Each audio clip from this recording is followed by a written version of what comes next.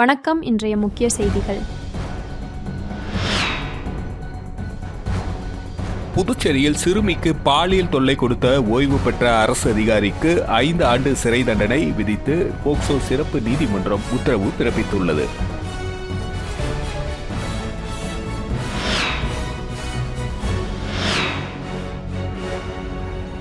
புதுச்சேரி காவல்துறையில் 7 எஸ்பிக்களுக்கு கூடுதல் பொறுப்பு வழங்கப்பட்டுள்ளன.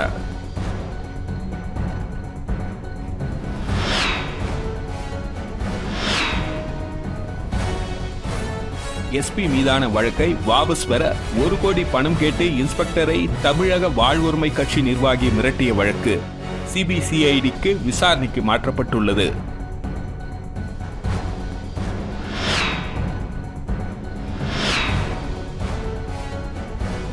புதுச்சேரியில் துணை தாசில்தார் பணிக்கு போட்டித் தேர்வு நடைபெறுவதையொட்டி ஆகஸ்ட் 30ஆம் தேதி பள்ளிகளுக்கு விடுமுறை அளிக்கப்பட்டுள்ளது.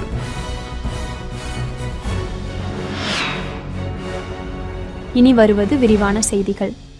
பாரத ரத்னா அன்னை தெரேசா பிறந்தநாளையொட்டி பாரதி பூங்காவில் உள்ள அவரது சிலைக்கு அமைச்சர்கள், சட்டமன்ற உறுப்பினர்கள் மாலை அணிவித்து மரியாதை செலுத்தினார்கள். பாரத ரத்னா அன்னை தெரேசா அவர்களின் பிறந்தநாள் புதுச்சேரி அரசு சார்பில் இன்று கொண்டாடப்பட்டது. இதனையொட்டி பாரதி பூங்காவில் அமைந்துள்ள அவரது திருவுரு சிலைக்கு பொதுப்பணித்துறை அமைச்சர் லட்சுமி நாராயணன், அமைச்சர் ஜான்குமார், சட்டப்பேரவை துணைத் தலைவர் ராஜவேலு, சட்டமன்ற உறுப்பினர் சரவணகுமார் ஆகியோர் மாலை அணிவித்து மரியாதை செலுத்தினர். அதனைத் தொடர்ந்து அரசியல் கட்சியினர், பல்வேறு கிறிஸ்துவ அமைப்புகளைச் சேர்ந்த நிர்வாகிகள் அன்னை தெரேசா சிலைக்கு மாலை அணிவித்து மரியாதை செலுத்தினார்கள். விடுபட்ட அரசு பள்ளி மாணவர்களுக்கு லேப்டாப்பிற்கு பதிலாக பணமாக தர பள்ளி கல்வித்துறை முடிவு செய்துள்ளது. இது தொடர்பாக முடிவெடுக்க கவர்னருக்கு கோப்பு அனுப்பப்பட்டுள்ளது. புதுச்சேரியில் கடந்த 2015ஆம் ஆண்டு முதல்வராக இருந்த ரங்கசாமி லேப்டாப் திட்டத்தை முதலில் அறிவித்தார். அந்த ஆண்டு ஆகஸ்ட் மாதம் 15ஆம் தேதி இலவச லேப்டாப் திட்டம் துவக்கி வைக்கப்பட்டது. தொடர்ந்து 20 கோடி ரூபாய் செலவில் 2013-14 மற்றும் 2014-15ஆம் ஆண்டு +2 முடித்த மாணவர்களுக்கு லேப்டாப் வழங்கப்பட்டது. அதன் பிறகு நிதி நெருக்கடி மற்றும் ஆட்சி மாற்றத்தாலும் இத்திட்டம் கிடப்பில் போடப்பட்டது. தொடர்ந்து பல ஆண்டுகளுக்கு பிறகு மீண்டும் அரசு பள்ளி மாணவர்களுக்கு லேப்டாப் வழங்கும் திட்டம் கடந்த ஆண்டு ஜனவரி 23ஆம் தேதி மீண்டும் துவங்கப்பட்டது. இருப்பினும் 2022-23ஆம் ஆண்டு பயின்ற அரசு பள்ளி மாணவர்களுக்கு லேப்டாப் வழங்கப்படவில்லை. விடுபட்ட இந்த அரசு பள்ளி மாணவர்களுக்கு இலவச லேப்டாப் வழங்க வேண்டும் என பல்வேறு தரப்பினர் கோரிக்கை விடுத்தனர். இம்மாணவர்களுக்கு லேப்டாப்பிற்கு பதிலாக பணமாக வழங்கிட தற்பொழுது புதுச்சேரி அரசு முடிவு செய்துள்ளது. இது தொடர்பான கோப்பு பள்ளி கல்வித்துறை வாயிலாக கவர்னரின் ஒப்புதலுக்கு அனுப்பி வைக்கப்பட்டுள்ளது. கவர்னரின் அனுமதி கிடைத்ததும் 8000 மாணவர்களுக்கு இலவச லேப்டாப்பிற்கு பதில் பணமாக அவர்களது வங்கிக் கணக்கில் வரவு வைக்க திட்டமிடப்பட்டுள்ளது. அரசு பள்ளி மாணவர்களுக்கான லேப்டாப் 7000 முதல் 8000 ரூபாய் வரை கொள்முதல் செய்யப்படுகின்றது. எனவே இத்தொகை விடுபட்ட மாணவர்களுக்கு கிடைக்க வாய்ப்புள்ளது. வாக்கு திருட்டு குறித்து விளக்கம் அளிக்காமல் பிஜேபியின் கைக்கூலியாக இந்திய தலைமை தேர்தல் ஆணையர் செயல்படுவதாக புதுச்சேரி முன்னாள் முதலமைச்சர் நாராயணசாமி குற்றம் சாட்டியுள்ளார். வாக்கு திருட்டுக்காக உதவிய இந்திய தேர்தல் ஆணையத்தை கண்டித்து புதுச்சேரி பிரதேச காங்கிரஸ் கமிட்டி மணவெளி சட்டமன்ற தொகுதியின் சார்பில் தீப்பந்தம் ஏந்திய பேரணி நடைபெற்றது. கடலூர் சாலை பூரணங்குப்பம் சந்திப்பில் இருந்து புறப்பட்ட இந்த பேரணிக்கு முன்னாள் அரசு கொறடா அனந்தராமன் தலைமை தாங்க முன்னாள் முதலமைச்சர் நாராயணசாமி மற்றும் சட்டமன்ற கட்சித் தலைவர் வைத்தியநாதன் எம்எல்ஏ உள்ளிட்ட காங்கிரஸ் கட்சியை சார்ந்த அனைத்து பிரிவு நிர்வாகிகள் திரளாக கலந்து கொண்டனர். இந்த பேரணியானது பூரணங்குப்பம் சந்திப்பிலிருந்து புறப்பட்டு தவளக்குப்பம் வழியாக தானாம்பாளையத்தில் முடிவடைந்தது. பேரணியின் முடிவில் செய்தியாளர்களை சந்தித்த முன்னாள் முதலமைச்சர் நாராயணசாமி பேசுகையில், வாக்கு திருட்டு குறித்து இந்திய தலைமை தேர்தல் ஆணையர் ஞானேஷ்குமார் பதில் அளிக்காமல் பிஜேபியின் கைக்கூலியாக செயல்படுகிறார் என்று குற்றம் சாட்டியதுடன் உடனடியாக இந்திய தலைமை தேர்தல் ஆணையர் உள்ளிட்ட அனைத்து தேர்தல் அதிகாரிகளும் பதவி விலக வேண்டும் என்றார். புதுச்சேரியில் துணை தாசில்தார் பணிக்கு போட்டித் தேர்வு நடைபெறுவதையொட்டி ஆகஸ்ட் 30ஆம் தேதி பள்ளிகளுக்கு விடுமுறை அளிக்கப்பட்டுள்ளது. புதுச்சேரி பள்ளி கல்வித்துறை இணை இயக்குநர் சிவகாமி வெளியிட்டுள்ள செய்திக்குறிப்பில், புதுச்சேரி மாநிலத்தில் துணை தாசில்தார் பணிக்கான போட்டித் தேர்வு வருகின்ற 31ஆம் தேதி அரசு மற்றும் தனியார் பள்ளிகளில் நடைபெறுகிறது எனவும், இதனையொட்டி தேர்வுக்கான முன்னேற்பாடுகள் செய்வதற்காக வருகின்ற 30ஆம் தேதி அரசு மற்றும் தனியார் பள்ளிகளுக்கு விடுமுறை அளிக்கப்படுகிறது எனவும், இந்த விடுமுறையை ஈடு செய்ய நவம்பர் மாதம் 29ஆம் தேதி வேலை நாளாக அறிவிக்கப்பட்டுள்ளது எனவும் அன்றைய தினம் புதன்கிழமை பாடத்திட்டம் கடைபிடிக்கப்படும். 1ஆம் வகுப்பு முதல் +2 வரையிலான மாணவர்களுக்கு வருகின்ற 30ஆம் தேதி சனிக்கிழமை நடக்க இருந்த 2ஆம் பருவ தேர்வு ஒரு நாள் முன்னதாக 29ஆம் தேதி மதியம் 1:30 மணி முதல் பிற்பகல் 3 மணி வரை நடைபெறும் என கூறப்பட்டுள்ளது. மாணவர் கூட்டமைப்பு சார்பில் அரசு வேலை வாய்ப்புகளில் வயது தளர்வு கேட்டு கண்டன ஆர்ப்பாட்டம் சட்டப்பேரவை அருகே நடைபெற்றது.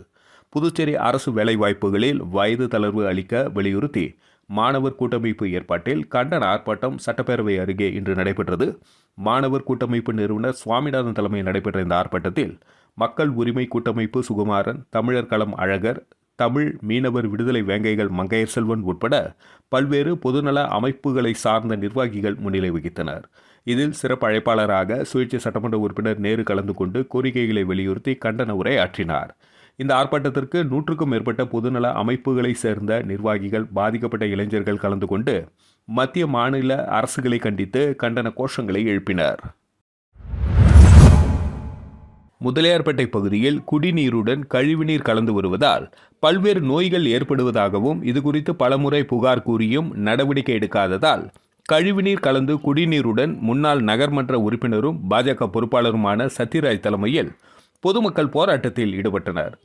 புதுச்சேரி முதலியார்பேட்டை தொகுதிக்குட்பட்ட சுதானா நகர், நயினார் மண்டபம், முருகப்பாக்கம், வேல்ராம்பட்டு போன்ற பகுதிகளில் பொதுப்பணித்துறை மூலம் வீடுகளுக்கு குடிநீர் விநியோகிக்கப்பட்டு வருகிறது. இந்நிலையில் கடந்த 2 ஆண்டுகளாக இந்த குடிநீரில் கழிவுநீர் கலந்து பழுப்பு நிறத்தில் குடிநீரானது விநியோகிக்கப்பட்டு வருகிறது. இதுகுறித்து அப்பகுதி மக்கள் தொகுதி சட்டமன்ற உறுப்பினரும் மற்றும் அதிகாரிகளை சந்தித்து புகார் அளித்தும் எந்தவித நடவடிக்கையும் எடுக்கப்படவில்லை. இந்த நிலையில் இதனை கண்டித்து அப்பகுதி மக்கள் 50க்கும் மேற்பட்டோர் முன்னாள் நகர்மன்ற உறுப்பினரும் பாஜக பொறுப்பாளருமான சத்யராஜ் தலைமையில் கையில் கழிவுநீர் கலந்த குடிநீருடன் பொதுப்பணித்துறை தலைமை அலுவலகம் வந்து தலைமை பொறியாளர் வீரசெல்வத்தை முற்றுகையிட்டனர். மேலும் தாங்கள் கையில் எடுத்து வந்த குடிநீரை காட்டி இதனை எப்படி நாங்கள் குடிப்பது, இதனை குடித்த பலர் நோய்களால் பாதிக்கப்பட்டு மருத்துவமனையில் சிகிச்சை பெற்று வருவதாக கூறி வாக்குவாதம் செய்தனர். இதனையடுத்து உடனடியாக இதுகுறித்து நடவடிக்கை எடுப்பதாக தலைமை பொறியாளர் உறுதியளித்ததைத் தொடர்ந்து பொதுமக்கள் அங்கிருந்து கலைந்து சென்றனர். புதுச்சேரி காவல்துறையில் 7 எஸ்பிக்களுக்கு கூடுதல் பொறுப்பு வழங்கப்பட்டுள்ளன. புதுச்சேரியில் பணியாற்றும் 7 எஸ்பிக்களுக்கு கூடுதல் பொறுப்புகள் வழங்கப்பட்டன. அதன்படி எஸ்பிக்கள் ஈஷா சிங், கமாண்டன்ட் IRBN, சுருதி போதைப்பொருள் தடுப்பு, cyber crime, Rachana Singh wireless, Jinda Kothandaraman sigma security, Mohankumar motor போக்குவரத்து, சரவணன் PCR செல், பழனிவேல் தீவிரவாத தடுப்பு உள்ளிட்ட கூடுதல் பொறுப்புகள் அளிக்கப்பட்டுள்ளன. இதற்கான உத்தரவினை போலீஸ் தலைமையக SP சுபம் கோஷ் பிறப்பித்துள்ளார். புதுச்சேரியில் சிறுமிக்கு பாலியல் தொல்லை கொடுத்த ஓய்வு பெற்ற அரசு அதிகாரிக்கு 5 ஆண்டு சிறை தண்டனை விதித்து போக்சோ சிறப்பு நீதிமன்றம் உத்தரவு பிறப்பித்துள்ளது. புதுச்சேரி மேட்டுப்பாளையத்தை சேர்ந்தவர் நாகமுத்து, ஓய்வு பெற்ற பொதுப்பணித்துறை உதவி பொறியாளர். இவர் கடந்த 2014ஆம் ஆண்டு மே மாதம் 12 வயது சிறுமிக்கு பாலியல் தொல்லை கொடுத்தார். இதுகுறித்து சிறுமியின் தாயார் அளித்த புகாரின் பேரில் நாகமுத்துவை கைது செய்த மேட்டுப்பாளையம் போலீசார் அவர் மீது போக்சோ விரைவு நீதிமன்றத்தில் வழக்கு தொடர்ந்தனர். இவ்வழக்கில் அரசு சிறப்பு வழக்கறிஞராக பச்சையப்பன் ஆஜரானார். வழக்கை விசாரித்த நீதிபதி சுமதி குற்றம் சாட்டப்பட்ட நாகமுத்துவிற்கு 5 ஆண்டு சிறை தண்டனையும் 10,000 அபராதம் விதித்து தீர்ப்பு கூறினார். மேலும் பாதிக்கப்பட்ட சிறுமிக்கு இழப்பீடாக அரசு ரூபாய் 1 லட்சம் வழங்க உத்தரவிட்டார். அதனைத் தொடர்ந்து நாகமுத்து சிறையில் அடைக்கப்பட்டார். SP மீதான வழக்கை வாபஸ் பெற 1 கோடி பணம் கேட்டு இன்ஸ்பெக்டரை தமிழக வாழ்வுரிமை கட்சி நிர்வாகி மிரட்டிய வழக்கு CBI-CIDக்கு விசாரணைக்கு மாற்றப்பட்டுள்ளது.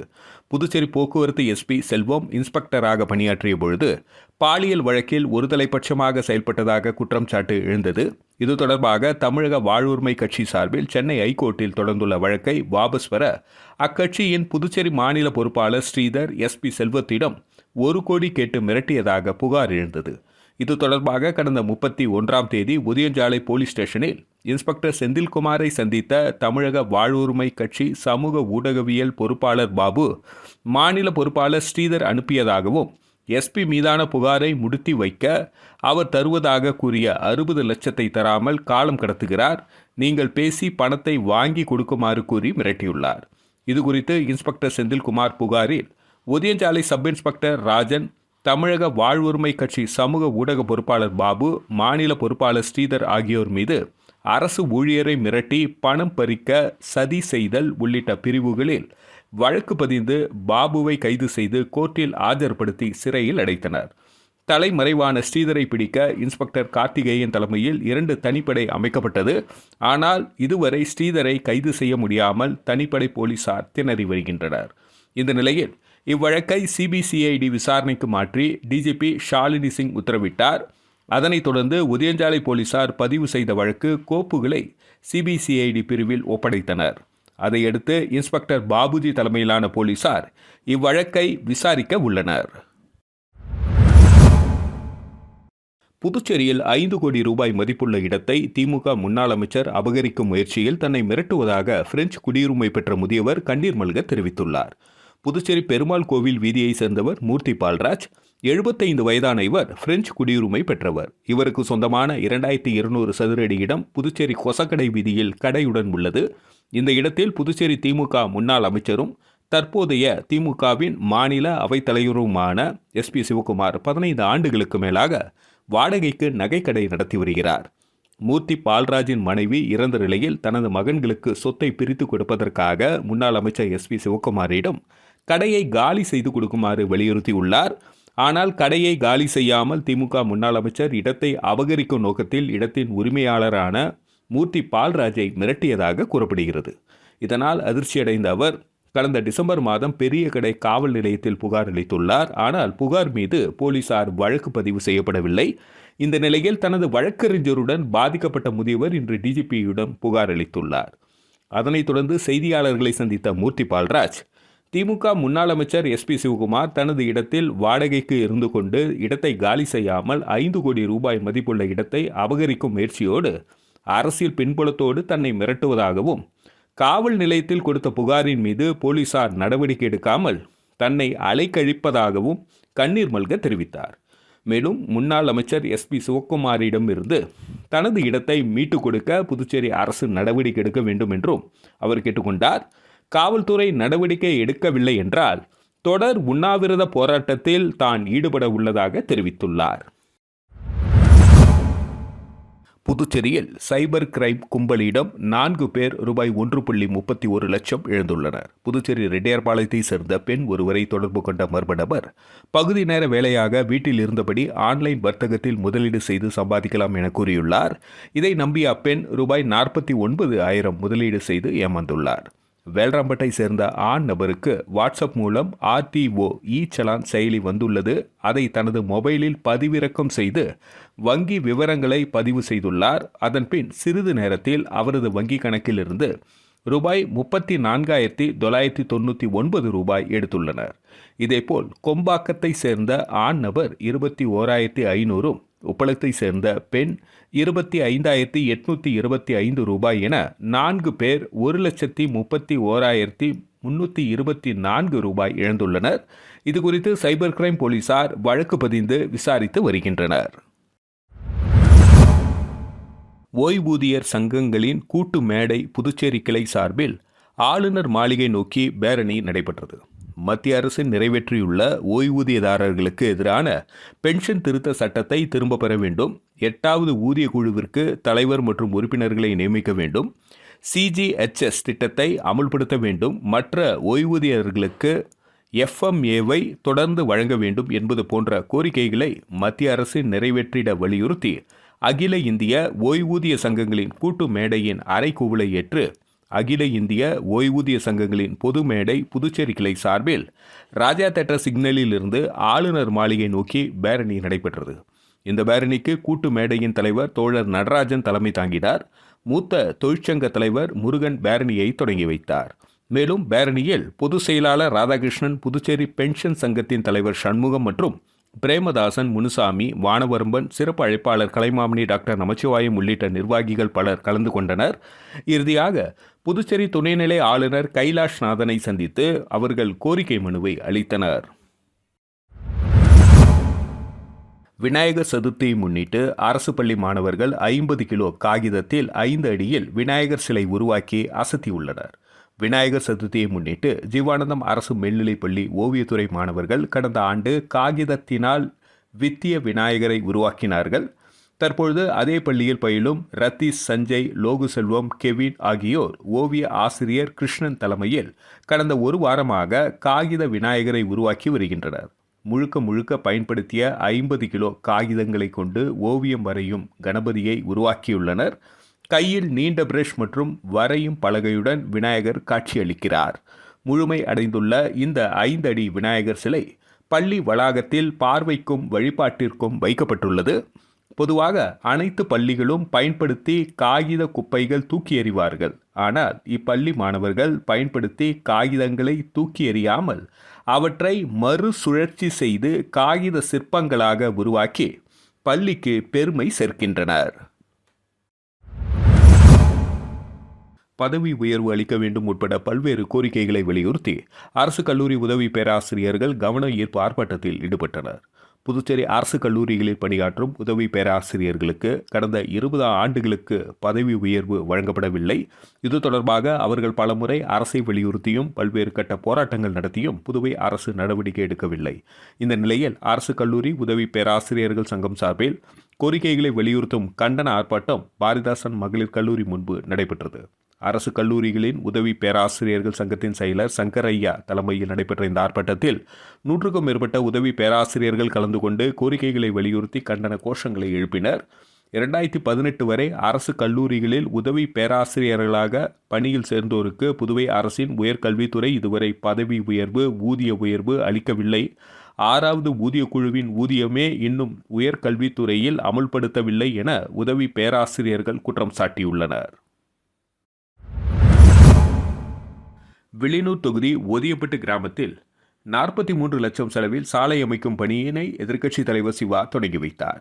புதுச்சேரி மாநிலம் வில்லியனூர் சட்டமன்ற தொகுதி ஒதியப்பட்டு கிராமத்துக்கு உட்பட்ட மகாசக்தி நகரில் 19,41,979 ரூபாய் செலவில் புதிய சாலை வசதி மற்றும் சௌபாக்கியதாயினி நகரில் 23,72,660 ரூபாய் செலவில் பக்க வாய்க்காலுடன் கூடிய சாலை வசதி என மொத்தம் ரூபாய் 43,14,639 ரூபாய் மதிப்பீட்டில் சட்டமன்ற உறுப்பினர் மேம்பாட்டு நிதி ஒதுக்கீடு செய்யப்பட்டு வில்லியனூர் கொம்யூன் பஞ்சாயத்து மூலம் மேற்கொள்ளப்படும் பணிக்கான பூமி பூஜை நிகழ்ச்சி நடைபெற்றது. இந்த நிகழ்ச்சியில் தொகுதி சட்டமன்ற உறுப்பினரும் எதிர்க்கட்சித் தலைவருமான சிவா கலந்து கொண்டு சாலை அமைக்கும் பணியினை பூமி பூஜை செய்து தொடங்கி வைத்தார். இதில் வில்லியனூர் கொம்யூன் பஞ்சாயத்து ஆணையர் ரமேஷ், இளநிலை பொறியாளர் சத்யநாராயணன் மற்றும் ஊர் முக்கியஸ்தர்கள் மற்றும் வில்லியனூர் திமுக நிர்வாகிகள் மற்றும் பொதுமக்கள் திரளானோர் கலந்து கொண்டனர். கரிக்கலாம்பாக்கத்தில் உள்ள மேனடெக் எலக்ட்ரானிக் நிறுவனத்தில் தேசிய கண் பார்வை இழப்பு தடுப்பு திட்டத்தின் கீழ் கண் தான இருவார விழா நடைபெற்றது. புதுச்சேரி கரிக்கலாம்பாக்கத்தில் அமைந்துள்ள மேனடெக் எலக்ட்ரானிக் நிறுவனத்தில் புதுச்சேரி அரசு நலவழித்துறை வழிகாட்டுதல்படி தேசிய கண் பார்வை இழப்பு தடுப்பு திட்டத்தின் கீழ் கண் தான இருவார விழா நிறுவனத்தின் வளாகத்தில் நடைபெற்றது. இந்த நிகழ்ச்சியில் சிறப்பு விருந்தினர்களாக கரிக்கலாம்பாக்கம் அரசு மருத்துவமனை மருத்துவர் டாக்டர் பிரதீப் மற்றும் டாக்டர் வர்ஷினி, டாக்டர் கவிதா ஆகியோர் கலந்து கொண்டு விழாவில் பங்கேற்ற பொதுமக்களுக்கு கண் தானம் செய்வதற்கான வழிமுறைகள் மற்றும் கண்களை எவ்வாறு பாதுகாத்துக் கொள்ள வேண்டும் போன்றவற்றை பற்றி எடுத்து கூறினர். மேலும் இந்த நிகழ்ச்சியில் கலந்து கொண்ட சிறப்பு அழைப்பாளர்கள் மற்றும் பொதுமக்களை நிறுவனத்தின் செயல் திட்ட அதிகாரி அனந்தராமன் வரவேற்றதை தொடர்ந்து நிறுவனத்தின் நிர்வாக இயக்குநர் கலைச்செல்வன் சிறப்புரை ஆற்றினார். அதனைத் தொடர்ந்து இந்த நிகழ்ச்சியில் கலந்து கொண்ட சுமார் 177க்கும் மேற்பட்டோர் கண் பரிசோதனை செய்து கொண்டு அவர்களின் தேவைக்கேற்ப மருத்துவ வழிமுறையை மருத்துவர்கள் எடுத்து கூறினர். மேலும் இந்த நிகழ்ச்சியின் பொழுது மேனடெக் எலக்ட்ரானிக் நிறுவனத்தின் ஊழியர்கள் ஏராளமானோர் உடனிருந்தனர். புதுச்சேரி துணைநிலை ஆளுநரின் உத்தரவை மதிக்காத சார்பு செயலர் ஜெய்சங்கர் மற்றும் செயலர் கேசவனை பதவி நீக்கம் செய்ய வேண்டும் என்று புதுச்சேரி அமைச்சக ஊழியர்கள் சங்கம் வலியுறுத்தியுள்ளது. இது தொடர்பாக சங்கத்தின் பொதுச் செயலாளர் ராஜேந்திரன் செய்தியாளர்களிடம் கூறும்பொழுது, பணியாளர் மற்றும் நிர்வாக சீர்திருத்த துறையில் பணிபுரியும் அலுவலர்களை இடமாற்றம் செய்யாமல் அங்கேயே 15-20 ஆண்டுகளாக பணிபுரிய தொடர்ந்து அனுமதித்து வருகின்றனர். இது வன்மையாக கண்டிக்கத்தக்கது என்று கூறினார். மேலும் ஊழியர்களின் பதவி உயர்வு, இடமாற்றம் தொடர்பாக கொள்கை மற்றும் மத்திய கண்காணிப்பாளர் அறிவுறுத்தல்படி மாற்றம் செய்யும்படி துணைநிலை ஆளுநர் ஆணை பிறப்பித்து இருந்தார். துணைநிலை ஆளுநரின் அமுல்படுத்த வேண்டிய பணியாளர் மற்றும் சீர்திருத்தத்துறை அதிகாரிகள் வேண்டுமென்றே அவரது ஆணையை அமுல்படுத்தாமல் அவமதிக்கும் விதமாக செயல்படுகின்றனர். எனவே இது போன்ற அதிகாரிகளின் மோசமான அணுகுமுறையினால் மக்கள் அரசாங்கத்திடம் வைத்திருக்கும் நம்பிக்கை இழக்க நேரிடும். எனவே இப்படிப்பட்ட அலுவலர்கள் மற்றும் அதிகாரிகளின் போக்கு மிகவும் அபாயகரமானது. இந்த மாநிலத்தின் மக்களுக்கான சேவையை மற்றும் நீதியை பாதுகாக்க வேண்டுமென்றால் பணியாளர் மற்றும் நிர்வாக சீர்திருத்தத்துறை சார்பு செயலர் ஜெய்சங்கர் மற்றும் அவருக்கு உடமையாக இருப்பவர்களை பதவி நீக்கம் செய்ய வேண்டும் என்று கேட்டுக்கொண்டார். உருளைப்பேட்டை தொகுதி பாஜக பொதுச் செயலாளர் ராபர்ட் பிறந்தநாள் விழா மதர் குளோரி டுட்டோரியல் சென்டரில் மிக விமர்சையாக கேக் வெட்டி கொண்டாடப்பட்டது. இதில் பாஜக முக்கிய பிரமுகர்கள் நேரில் வந்து வாழ்த்து தெரிவித்தனர். உருளைப்பேட்டை தொகுதி பாஜக பிரமுகர் பிரபுதாஸ் ராபர்ட் பிறந்தநாளுக்கு நேரில் வந்து பூங்கொத்து கொடுத்து சால்வை அணிவித்து தன் வாழ்த்துக்களை தெரிவித்தார். இந்த விழாவில் முரளி மற்றும் பாஜக பிரமுகர்கள், மகளிர்கள், நண்பர்கள் உட்பட பலர் கலந்து கொண்டு வாழ்த்துக்களை தெரிவித்தனர். மறைந்த புரட்சி கலைஞர் விஜயகாந்தின் 73வது பிறந்தநாளை முன்னிட்டு வழுதாவூர் பகுதியில் இனிப்புகள் மற்றும் அன்னதானம் வழங்கி கொண்டாடப்பட்டது. விழுப்புரம் மாவட்டம் கண்டமங்கலம் வடக்கு ஒன்றியம் வழுதாவூர் கலிங்கமலை கிளைக்கழகம் சார்பாக புரட்சி கலைஞர் விஜயகாந்தின் 73வது பிறந்த தினத்தை முன்னிட்டு பொதுமக்களுக்கும் இனிப்புகள் மற்றும் அன்னதானம் வழங்கி கொண்டாடப்பட்டது. இந்த நிகழ்ச்சியில் சிறப்பு அழைப்பாளராக மாவட்ட செயலாளர் முன்னாள் சட்டமன்ற உறுப்பினர் வெங்கடேசன் தலைமையில் கண்டமங்கலம் ஒன்றிய செயலாளர் முருகன் அலங்கரித்து வைக்கப்பட்டிருந்த விஜயகாந்தின் திருவுருவப்படத்திற்கு மாலை அணிவித்து மலர் தூவி மரியாதை செலுத்தினார். அதனைத் தொடர்ந்து பொதுமக்களுக்கு அன்னதானம் வழங்கப்பட்டது. மேலும் இந்த நிகழ்ச்சிக்கான ஏற்பாடுகளை ஒன்றிய மாணவரணி செயலாளர் சண்முகசுந்தரம் மற்றும் ஹரிராமன் செய்திருந்தனர். இந்த நிகழ்ச்சியில் கிளை செயலாளர் செல்வம், விஷ்ணு, பழனி, அருணாச்சலம், ஒன்றிய நிர்வாகிகள் இளையராஜா, ரகு மற்றும் கிளை கழக செயல் வீரர்கள் பாஸ்கரன், சத்யநாராயணன், முரளி, குமார், அன்பழகன், சதீஷ், மணிகண்டன், கார்த்திக், புருஷோத், மச்சகாந்தி, இளவரசி, வழுதாவூர் கலிங்கமலை கிளை கழக நிர்வாகிகள் மற்றும் மகளிர் அணியினர் கலந்து கொண்டனர். மீண்டும் இன்றைய முக்கிய செய்திகள். புதுச்சேரியில் சிறுமிக்கு பாலியல் தொல்லை கொடுத்த ஓய்வு பெற்ற அரசு அதிகாரிக்கு 5 ஆண்டு சிறை தண்டனை விதித்து போக்சோ சிறப்பு நீதிமன்றம் உத்தரவு பிறப்பித்துள்ளது.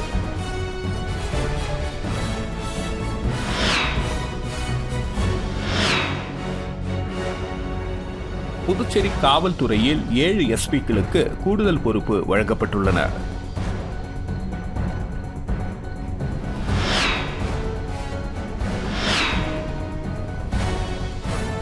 எஸ்பி மீதான வழக்கை வாபஸ் பெற 1 கோடி பணம் கேட்டு இன்ஸ்பெக்டரை தமிழக வாழ்வுரிமை கட்சி நிர்வாகி மிரட்டிய வழக்கு சிபிசிஐடிக்கு விசாரணைக்கு மாற்றப்பட்டுள்ளது.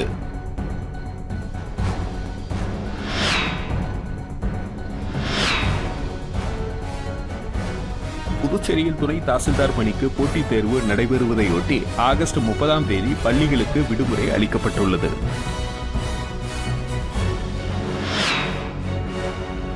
செய்திகளை துல்லியமாகவும் தெளிவாகவும் தெரிந்து கொள்ள கிரியேட்டிவ் மீடியா யூடியூப் சேனலை சப்ஸ்கிரைப் செய்து கொள்ளவும். நன்றி, வணக்கம்.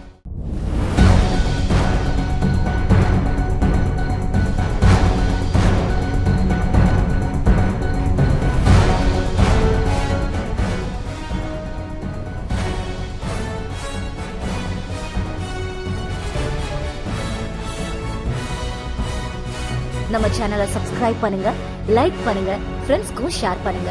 தேங்க்யூ.